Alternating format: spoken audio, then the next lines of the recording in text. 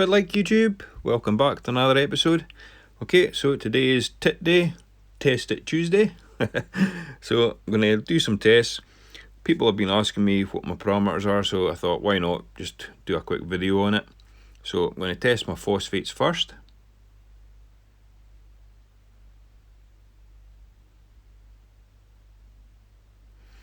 Okay, so just waiting for the timer to count down. This will give us the results. Okay, so 4 parts per million is 1.012. This is pretty low. I'm going to hate to try and get it up. I'd like it to be around about, my phosphate, I liked it to be around about the 0.3. So my alkalinity, I usually use the HANA checker, but I've run out of reagent, so I've ordered some more. So in the meantime, I'm going to use the Salifert. Now the thing I've noticed with the Salifert, especially after having the HANA checker, there's usually like 5 difference. So if my alkalinity came out at 9 on the Salifert, on the HANA it would say 9.5. So Whiting's right, I'm not sure. I'd probably put my money on the HANA checker more than the Salifert, but I like using the Salifert as a backup, and since I've not got any reagent for the HANA checker, this is better than nothing. At least it gives me an idea where I roughly am. And like I said, I can always add the 5 on, which would kind of give me an idea of what's happening if I had the HANA checker working. And the funny thing is, I wasn't really keen on getting a HANA checkers before, but once you've had them, you kind of see past them. You just want to use them all the time. So I think I might actually even get a calcium in at some point. But yep. So back to this. Just adding the reagent till the colour changes.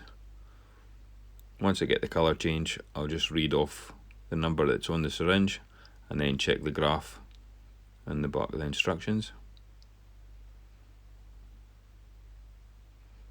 Okay, so I've got the colour change I wanted. Just reading the syringe now. Don't know if the camera will actually pick it up. It's like 0.51. So looking at the back of the instructions here on the graph, it's, don't know if you can actually see that. So it's roughly in between the 5 and the 2, so say 7.5. Right, so I'm going to do calcium next.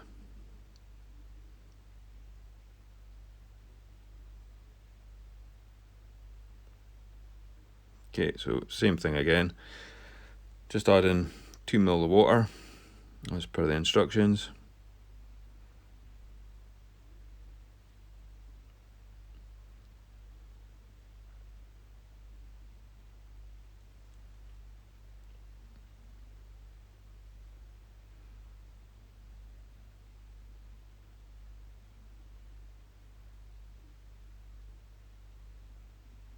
These tests aren't too bad. I mean, they didn't take that long. And I like to just sit down, kitchen table, plenty of daylight coming into the room, get all my tests done out the way. But I'm definitely thinking I'm going to get a HANA calcium checker, because I think that would be probably even better, to be honest. But I've been using Salifert since I started the hobby, and they seem to be pretty good.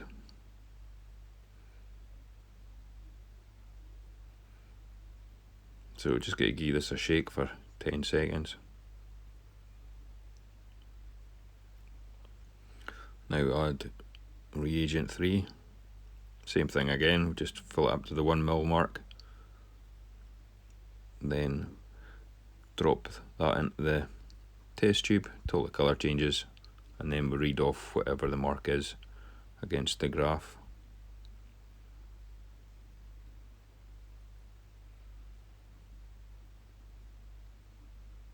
Trying to do this as quick as I can so that the video doesn't go on for too long, because I like to try and keep my videos around about the 15-minute mark. I don't like going over that, purely because let's face it, who wants to listen to me for more than 15 minutes? Okay, so the colour's just about changing. Just check putting it over the white, the instructions, just to get a better idea of the colour change. I think that's about it. Maybe one more drop. Yep, happy with that.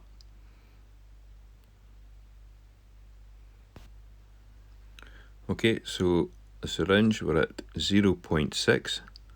Now, I don't know if you can actually see that on the camera. I don't think it's going to focus. But 0.6.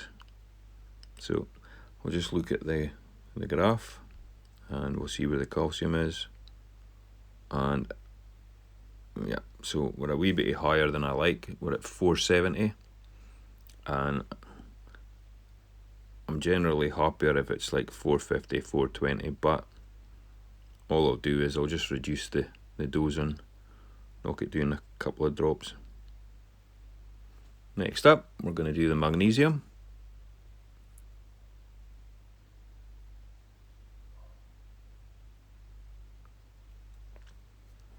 Okay, so my magnesium, now I've got a sneaky suspicion that this is going to be high, because I normally don't dose magnesium that often. However, a wee while ago it was kind of getting low. It was around about the 1300. So I put the dosing pump on, and with me doing a water change as well quite recently, that kind of knocks my parameters a wee bit. So I suspect this could be, well, I don't know what it's going to be, but I'm hoping it's not too bad. Although I've had my magnesium up as high as 1800 before, but that's usually when I was treating biopsis. Just because high magnesium levels supposed to help get rid of it. But hopefully we're not as high as that today. Jesus.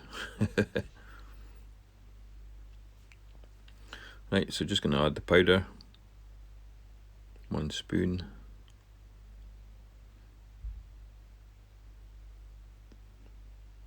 My magnesium's normally 1350, and that's usually where I like to keep it, but if we're higher, I'll just switch off the dosing altogether and I'll just let it run down itself, and then test it again next week, see what it is. Okay, so just got to give this a wee shake, 10 seconds.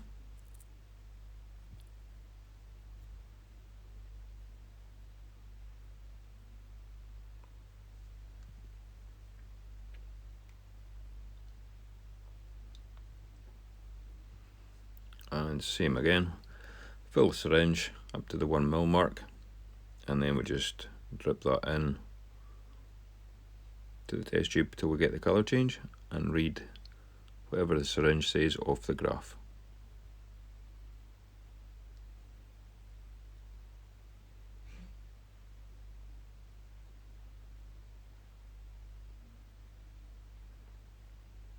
So we're needing this to turn a blue colour.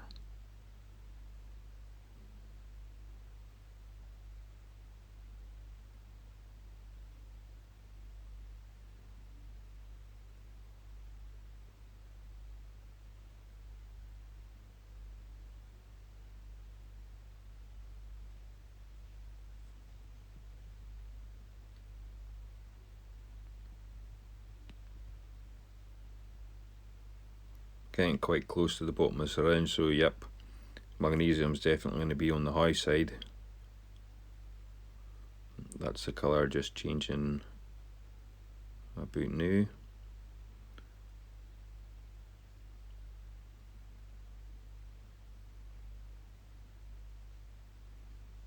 So just going to look on the graph.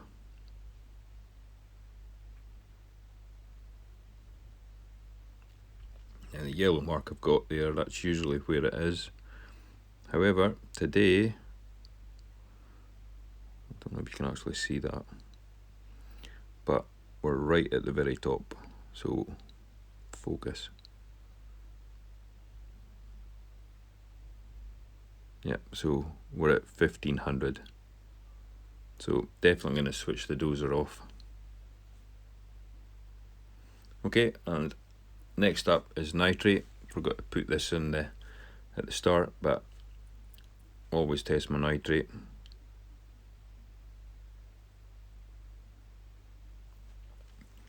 Now, I don't know why, but phosphates and nitrates are just a nightmare in my system, just trying to keep these levels up. And we tested my phosphates today already, 0.012. That's just no good, so I'm going to hate to probably start feeding 3 times a day, and I might even stop rinsing my frozen foods and just defrost it and throw the dirty water out, throw the whole lot in, just to try and get some phosphates up. I want to get that up to 0.03, even a bit higher, maybe up to 0.07 maybe, because I don't want to hit 0 again. I hit 0 because I wasn't testing before, and then that's when my nitrates and my phosphates hit the 0. Disaster. That's when I ended up with that dinoflagellate outbreak. So I don't want that again. So I'm hoping my nitrates aren't at 0. I'm hoping that I've got some in here at least.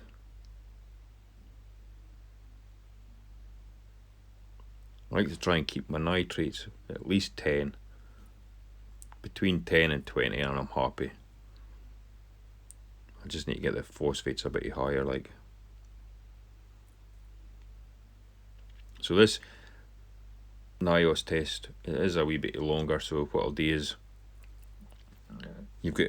once I've mixed this, I've got to shake it for a minute, and then you've got to leave it for 5 minutes. So what I'll do is I'll just edit the video so you don't have to sit and watch a blooming timer for 5 minutes again.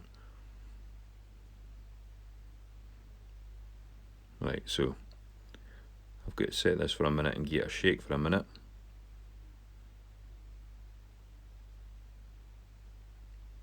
Right, I've edited the video, so just doing it the last 5 seconds now.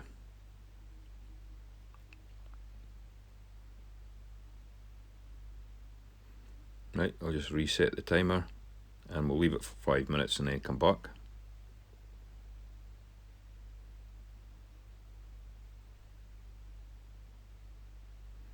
Okay, doing the last 10 seconds. So just get my wee sheet, and we stick this onto the white side, and the other test tube's just filled with the same salt water from the aquarium. Stop that alarm. And then you just slide them up until you get them looking identical.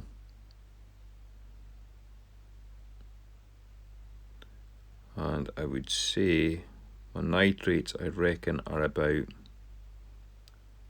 I would say they were maybe 10. I'll grab the camera.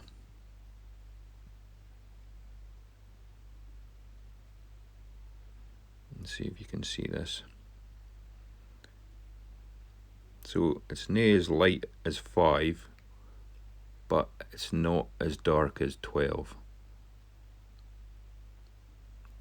So I would say it's probably 10, I would think. Well, it is pretty close to 12.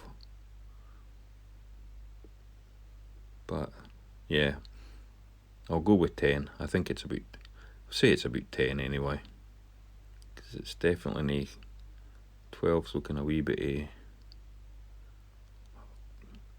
fraction. I mean, it's probably hard to tell on the camera what that was, but I'd put it down as 10 for my nitrate. So that's pretty much it for this episode. Thanks for watching. Until the next one, bye bye.